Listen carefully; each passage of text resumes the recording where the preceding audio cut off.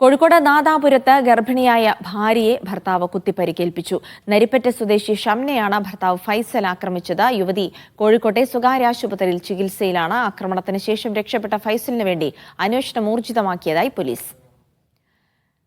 ഷബീർ ഉമറുണ്ട് വിവരങ്ങൾ നൽകാനായി. ഷബീർ, എന്തൊക്കെയാണ് സംഭവിച്ചത്?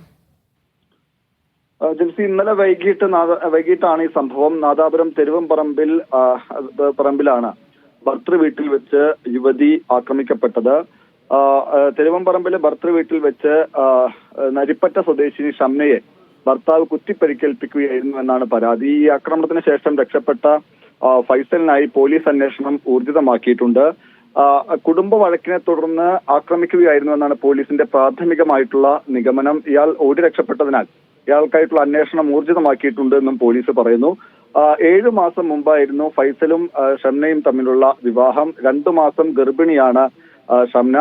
ഈ വീട്ടിലെ ചിരവ കൊണ്ട് വയറിലും ഒപ്പം തന്നെ ഇടത് തോളിലും കുത്തിയതായാണ് നിഗമനം. എന്താണ് ഈ ആക്രമണത്തിന് ഉപയോഗിച്ച ആയുധം എന്നതിൽ വ്യക്തതയില്ല. എന്നാൽ ചിരവ കൊണ്ട് കുത്തിയതായാണ് പ്രാഥമികമായിട്ടുള്ള നിഗമനം.